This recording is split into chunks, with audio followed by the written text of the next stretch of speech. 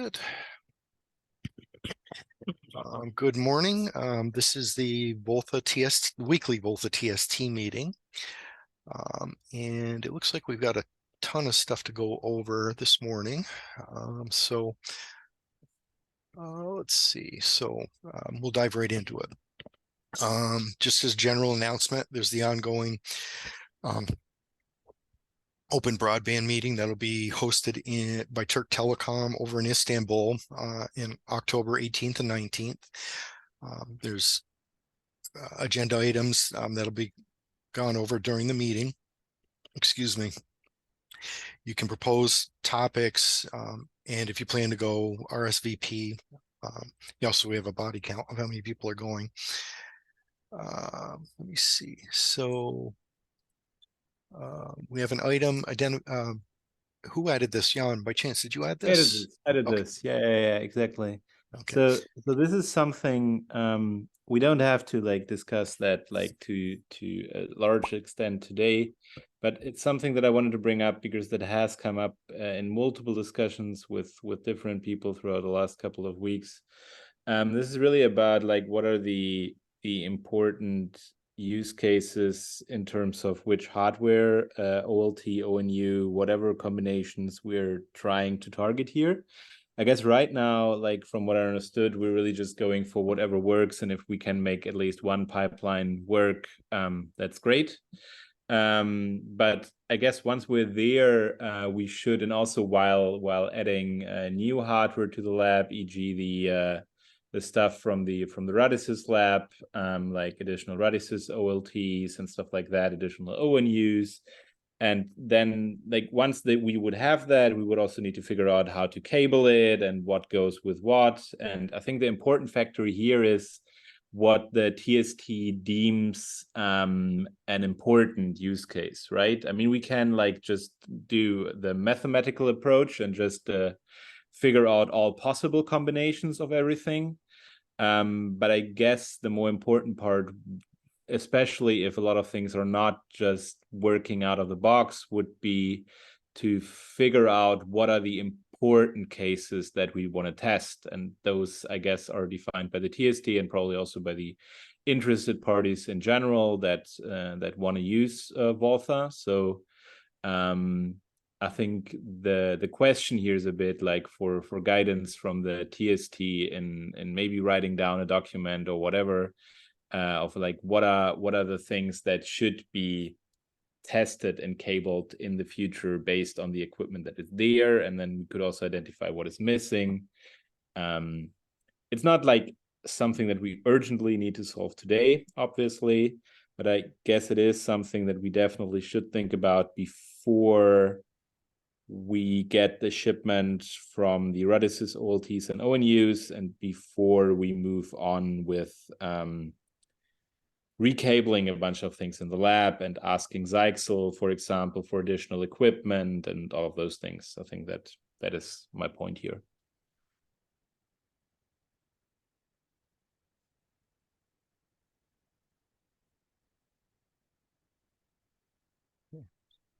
Are there any thoughts or other input, or should we schedule a meeting for this to get people together?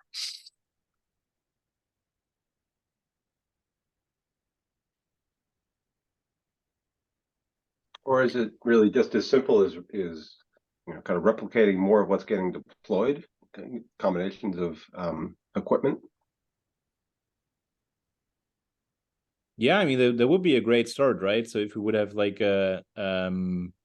maybe some real world use cases or something I don't know, just Deutsche Telekom says we deploy this and that, or Turk Telecom says we deploy this and that, or Radisys says we have seen this combination. So just to get started somewhere, right? Because doing all the mathematical possible combination of things does not seem like an ideal approach, because then we're really losing a bit focus at a certain point, and we're also losing a bit of the importance of what we're doing here. So I guess to increase that, so that people are actually looking at the pipelines, thinking, okay, this is an important use case for me, or this is something that like helps me in making a decision in terms of, I don't know, what kind of equipment to cable or what kind of things to deploy. We should focus on those things, and yeah, maybe we need to ask some users for input. I don't know, like what the best approach here is. Yeah, so I think for all the features that we currently have, we already had existing pipelines which could test those things. Like we had pipelines for scale and performance, we have pipelines for FTTB, we have pipelines for the functionalities of different operator workflows, right? So I would think that most of the use cases that we are talking about are features that we would want to test, I think are there in the existing pipelines. But yes, we could review them and see if some of them don't make sense anymore, then maybe we can take them out. And yes, also see if we need to add anything more. And there, yes, if we get inputs from the users, that would be helpful, yes.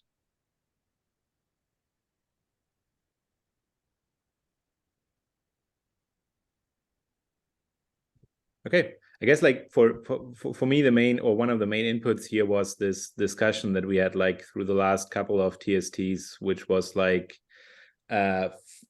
evolving around edge core, and if we need those edge core boxes. And then like I guess everybody was more or less agreeing on, yeah, you know, nobody is using edge core OLTs, so we might as well like not test them anymore. And then we made the hardware work again with like obviously the help of Netsia here, and now we're testing that again. So I'm not saying this is wrong in any way. I'm just saying that if we're testing stuff that nobody is intending to use in production and selling something that shows a lot of green pipelines for things that nobody uses, people might lose interest, right? So that's, I guess, my point here. But okay.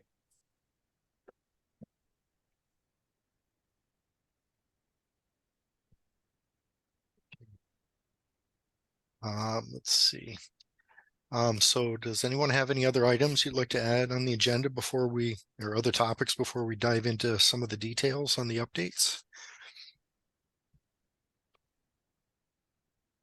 One question to Dennis. So, is there any requirement for the CFP proposals, any formatting requirements or anything else do we require from the proposals?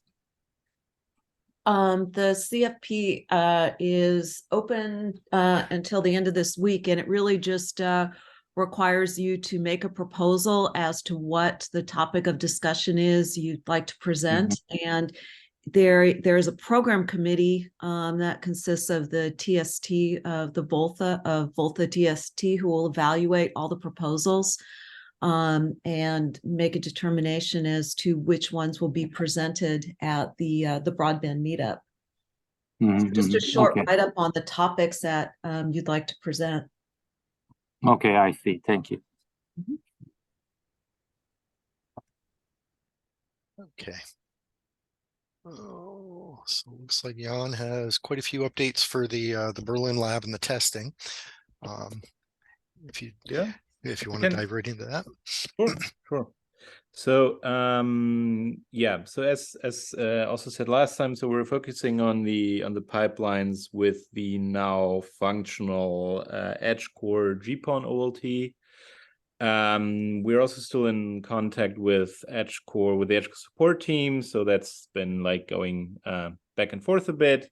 So I have now credentials for the quick connect to download all the, or most of the needed software. There's one piece missing, which would be BAL itself, but I guess we should get that. And EdgeCore is internally checking how they how they think about like supporting this whole ONF undertaking here, and if they want to support in any way, if they want to like qualify OLTs or whatever else. So I guess we'll keep discussing that a bit in the ticket itself. I think at least Timon should be in CC here and see the updates in the ticket. If anybody else wants to like be involved here, please let me know. I can add you in CC, and then you should also be able to see the ticket linked here. And yeah, so we're trying to figure out there how it'll continue. I guess yeah, you need an account for EdgeCore, and then I need to add you to the ticket. I can do that if you want. It's not open, the ticket system.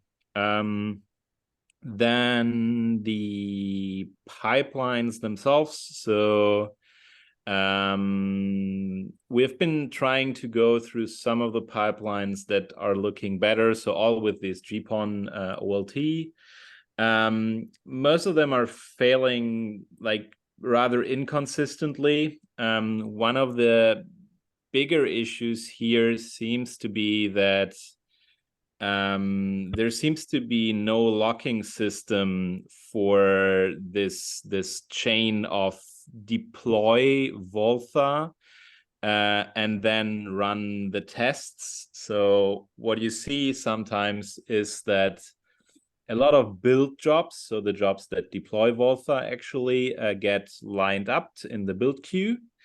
And then sometimes, I don't know, the build job to deploy VOLTHA 2.8 runs. Then the next one is the build job for VOLTHA 2.11. And then the next one is the build job for VOLTHA 2.12 or something.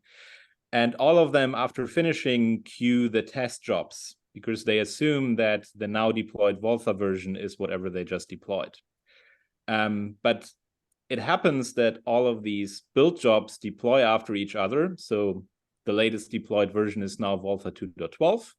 And then the test job for VOLTHA 2.8 runs, then the test job for VOLTHA 2.11 runs, and so on. So that's not very useful, I think. I haven't figured out how to fix this locking part.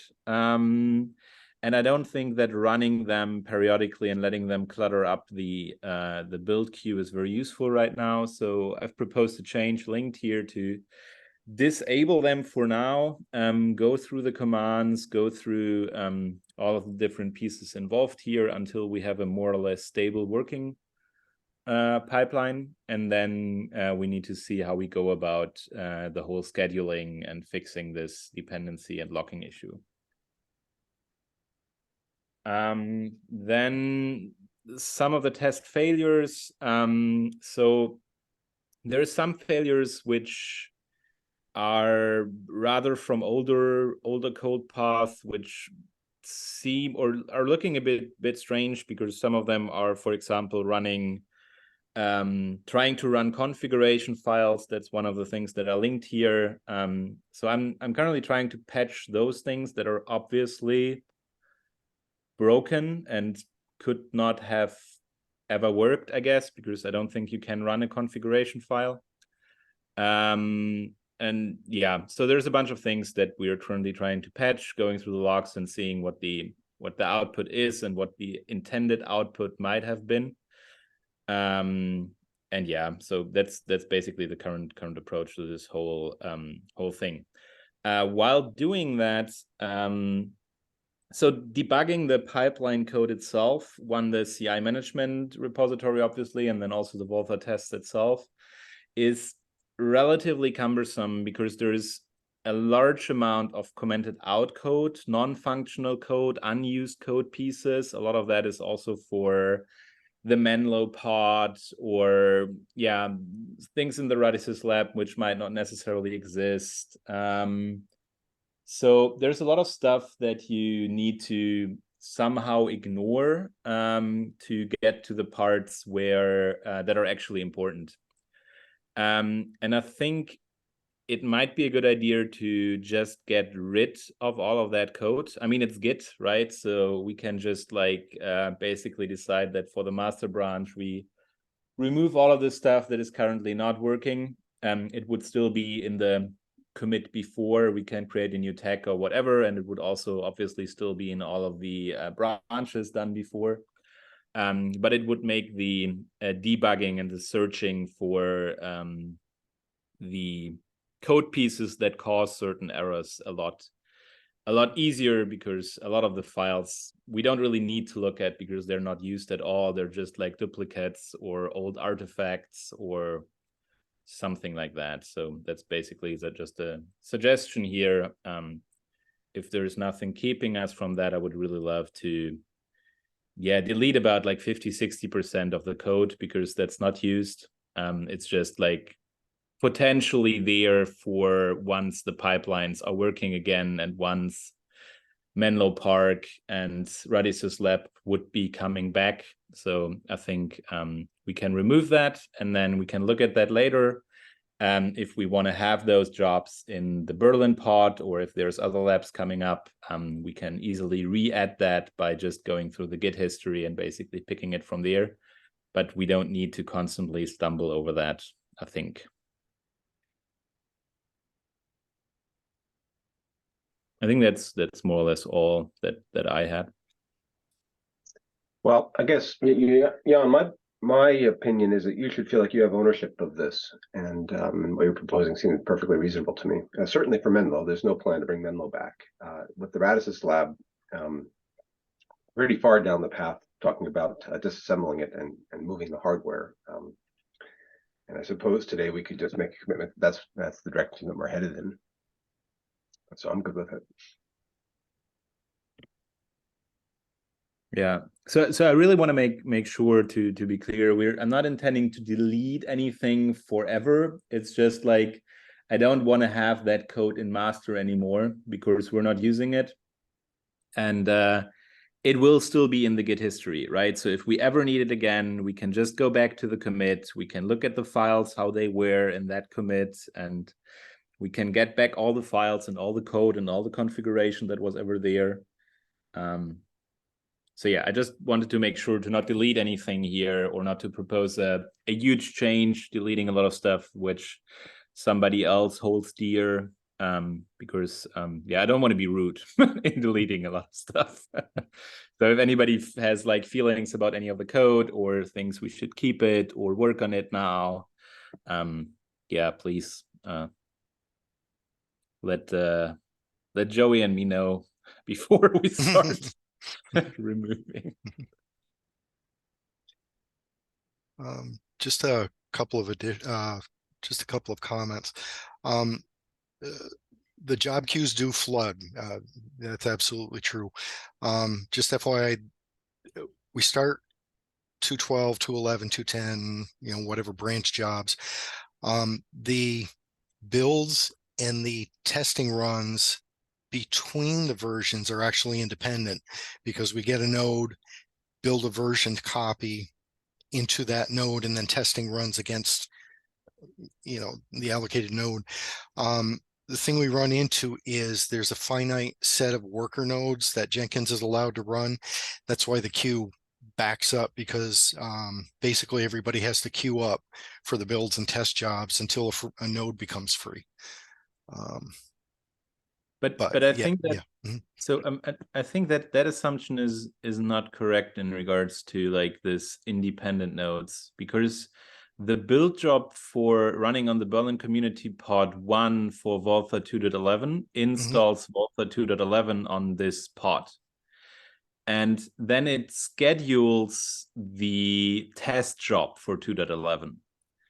And ideally, the queue is empty, and therefore the test job will run next. Right. If the queue is not empty and the next job in the queue is, for example, install VOLTHA 2.12, it will then install VOLTHA 2.12 on the same pod, which will first uninstall what we just installed.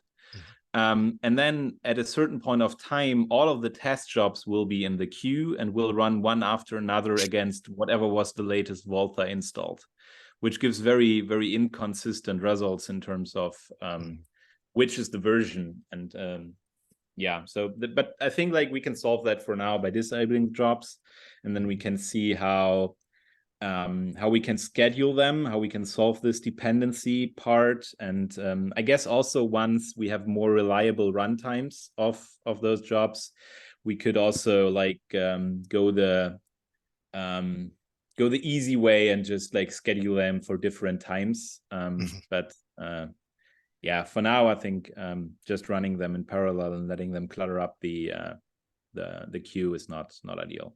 Okay. But yeah, that's in the merge request. So just wanted to quickly update you on that. Okay, cool. I don't think I've seen that behavior before, so that's a good catch. Side note, I don't know if we're, for at least the Menlo demo pods, we have some of the certification test jobs that stopped running. I don't know if they're bundled in with that. Yeah, all of the certification jobs run at Menlo. So the whole folder containing certification jobs and the whole certification job template definition all points to Menlo. So that would, yeah, be deleted and then added once we figure out where we want that to run and how we can run it. Okay. But for now, it's a couple thousand lines of stuff that yeah, a lot of copy and paste too. Side question, where were you what empty files were you finding? Were those in the code base or were those in CI management? I think those were in the CI management, but I'm not 100% sure. Right. I think there's a lot of empty files in the CI. No, is it? No, it's not in the CI management. I think it's in the code base and the test definitions for the different. But I can send you a link for those things. I'll propose a change and I'll like add a couple of different commits. It will not just be one, I guess, to remove different parts so that we can then later on look at them and revert those changes in an easy way. So yeah, I'll try to keep it clean. Good. That sounds like a good change. Whoops.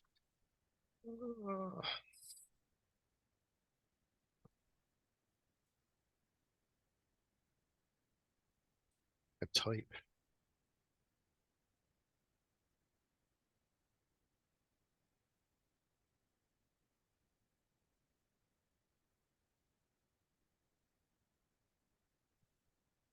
Okay. Oh, excuse me. Okay, so Berlin testing. Do we have anything else to go over, or does anybody have any questions for Jan, or excuse me, suggestions or anything?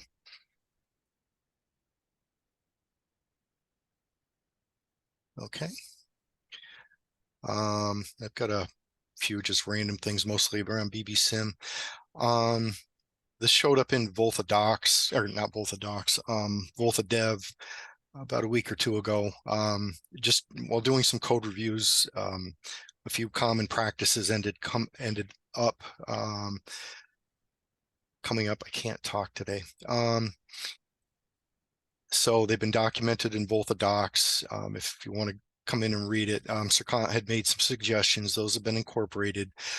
But two of the main ones were when you create a commit message. Where did it go? You can include a Jenkins. You can include a Jira ticket in the summary.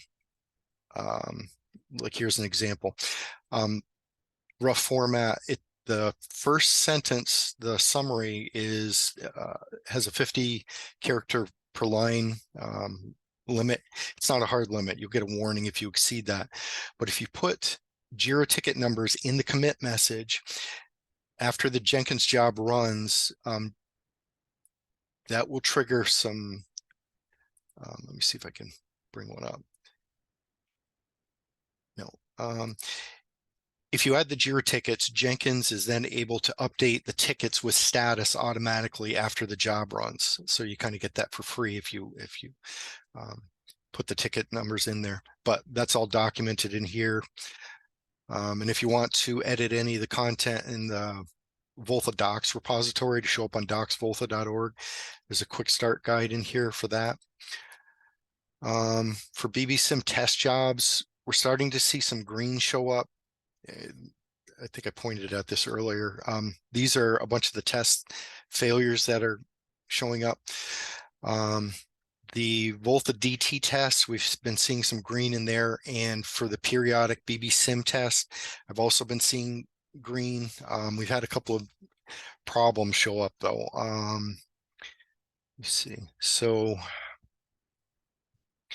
these are new. I do know some of the sources of them. They just need to be tracked down.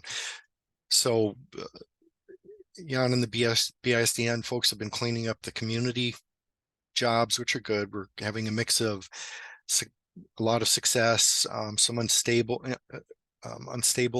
jobs, which are periodic passes and fails.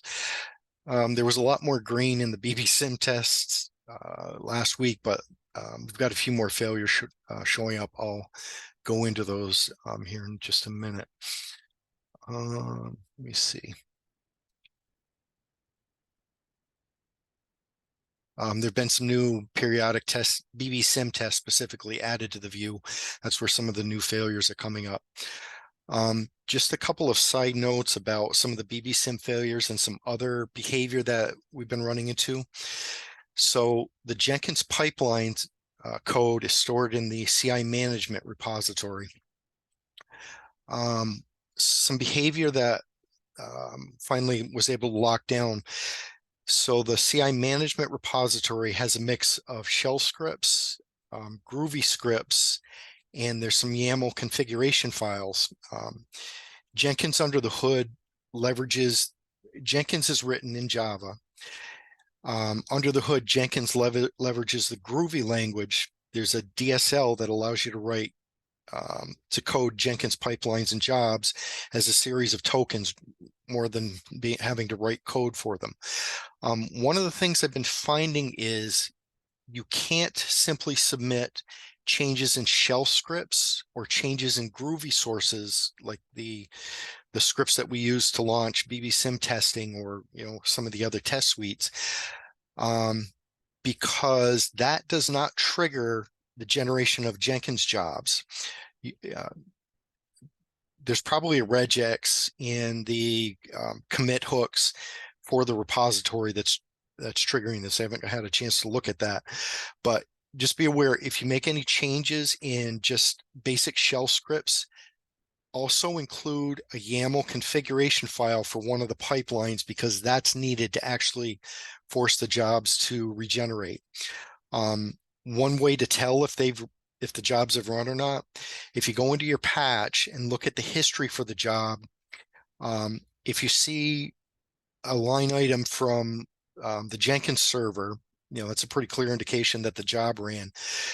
The times that I've run just like a Groovy script edit and it essentially was a no-op, if you look at the history, it'll just say that the patch has been merged onto the branch. It doesn't say anything about running a job. So just be aware that that's in there, or that behavior's in there right now.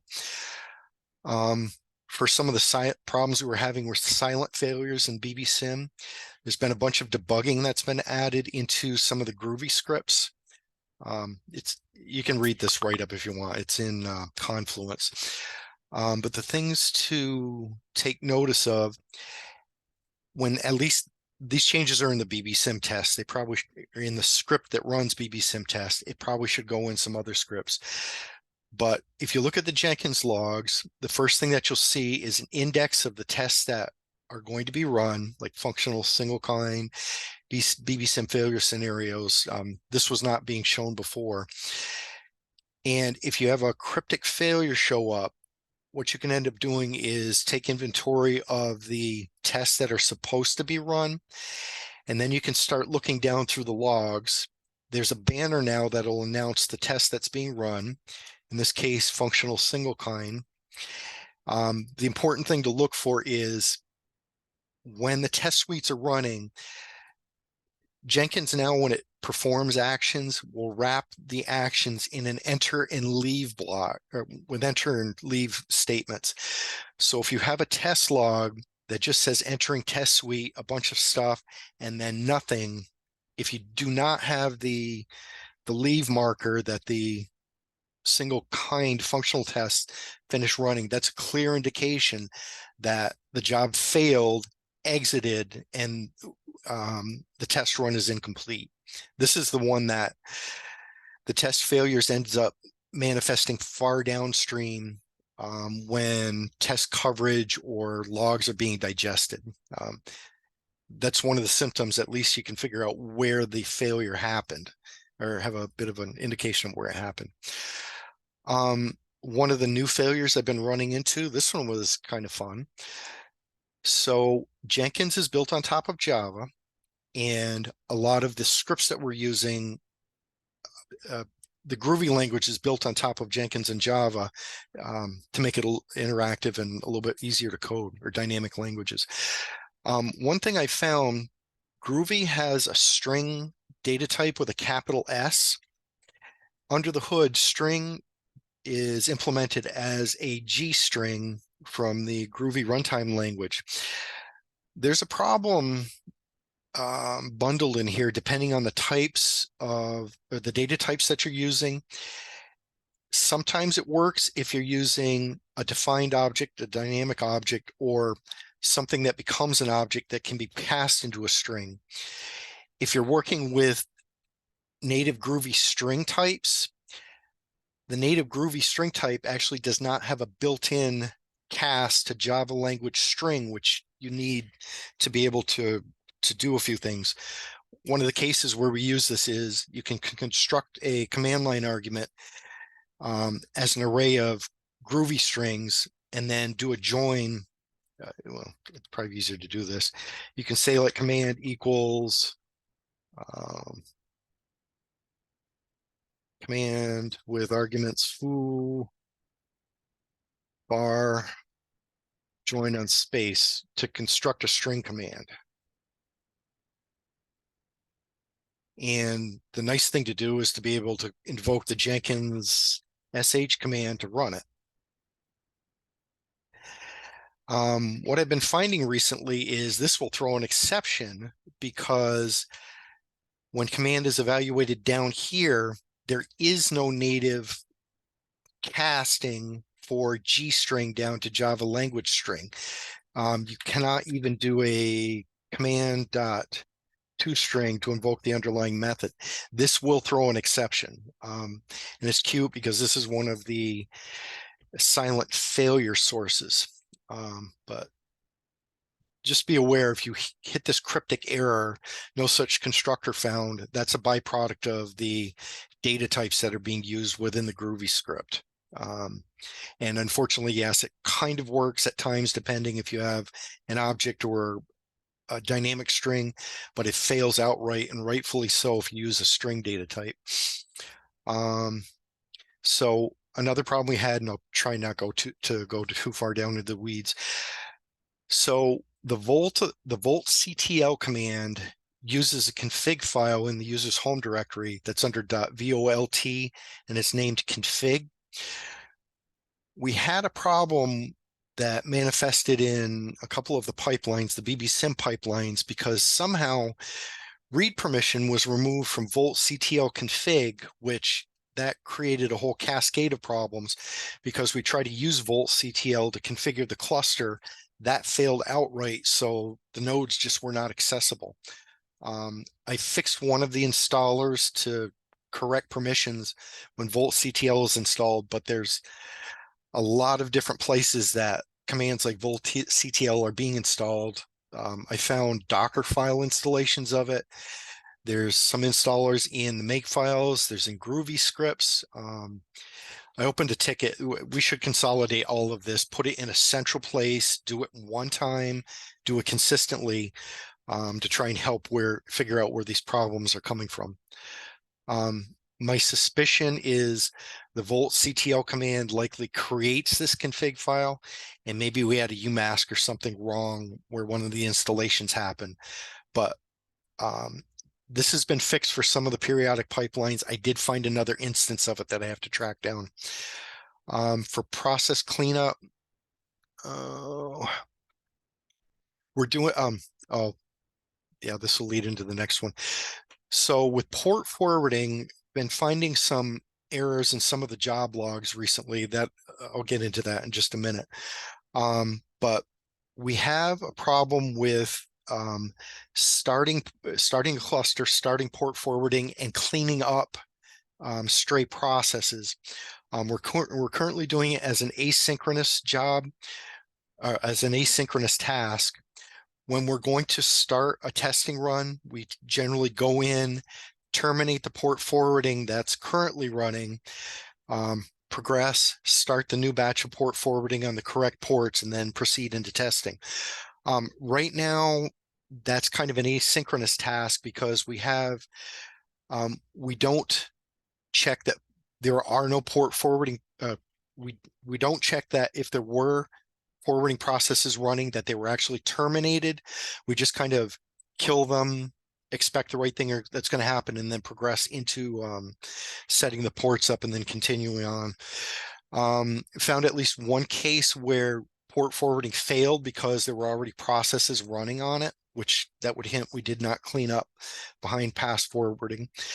And I have a growing suspicion that some of the behavior we've seen in the testing runs, where we'll start a round of test suites, go through, it'll show a series of pass, and then there will be sometimes a type of failure, and then just mass failures in the test suites until the end.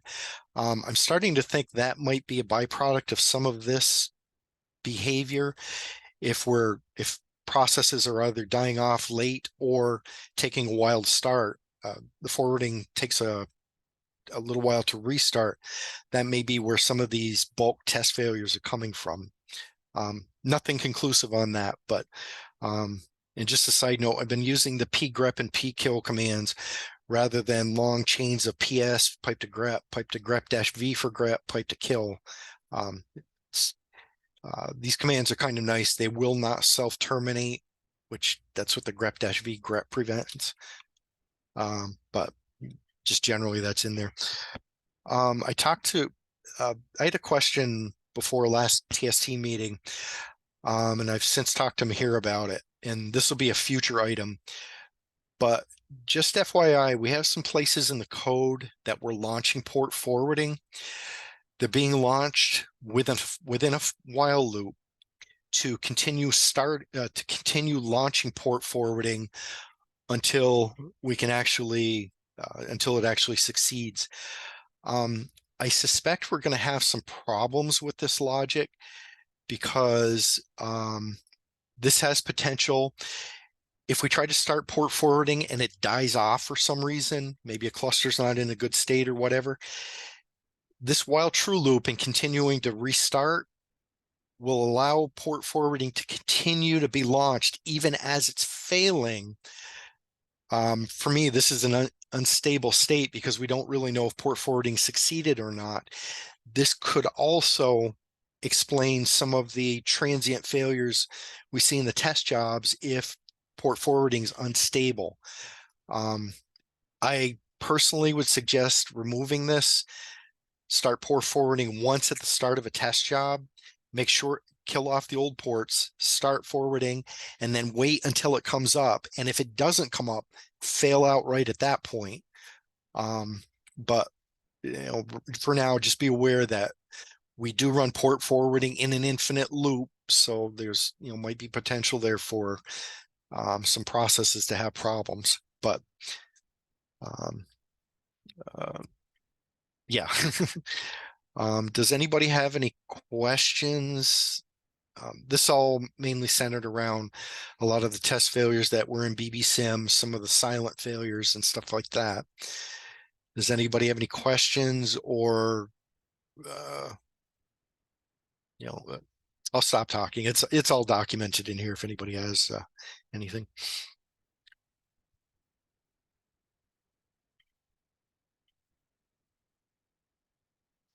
Okay, well, I guess we can continue on. I'm still picking away at the BBSim failures off to the side too, so we'll probably have some more updates for this next week. Okay, so on to release. So for release, let me see. I've got to put a link in here.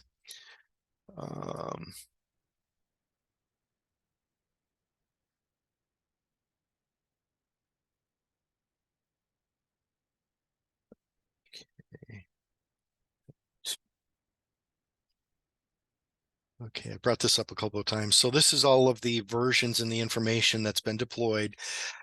I've got to update some of the versions on this page, but for right now, whoops.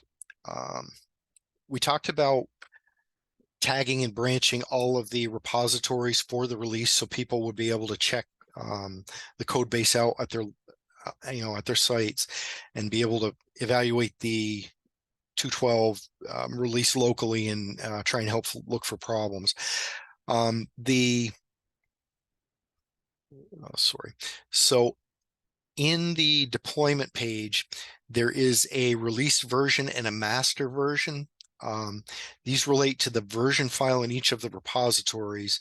All of the repositories have been branched and tagged, and these are the versions that are actively in them. So like when we cut a release, or when we created the release branch, like voltctl is currently at version 1.9.3.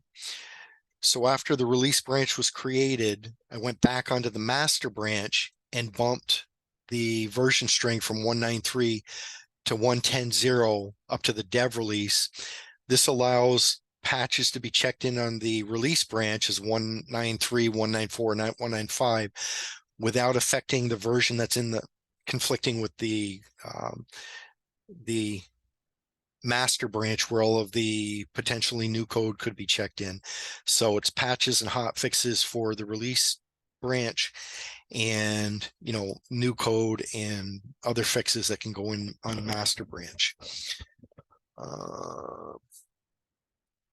So here also updated the release notes. It all references tickets that have gone in for features and improvements. And some bug fixes that are going in. So at least the features improvements and sections have been updated. So we're all good there now. Let's see. And for the Git dashboard, there's plenty of peripheral patches, and I know my name's on a bunch of these. I got to get a bunch of these checked in. But if and there's some code requests out there, and here's the ones for Jan. If people want to go in and review patches that are in flight or want to work on any of the failures that may show up from the jobs or whatever, that's always an option. And let me see. So definitely encourage people to check out the 2.12 branch and play around with it and build it if you have time to, and definitely open Jira tickets for any problems that come up so we can track them and keep an inventory on them. So does anybody have any questions or anything around this?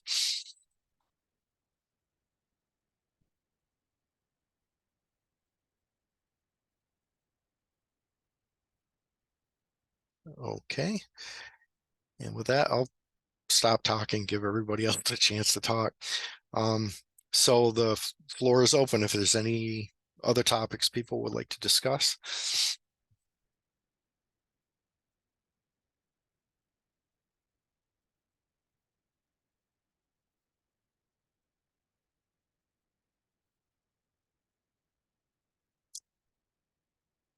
Okay. Well, if there's no other topics or any other lingering questions or anything anybody would like to bring up, looks like we can give you about 12 minutes back for your day then. Thank you. Okay, thanks. Have a good day. Yeah, you too. Bye. Thanks, everyone. Thanks. Bye bye.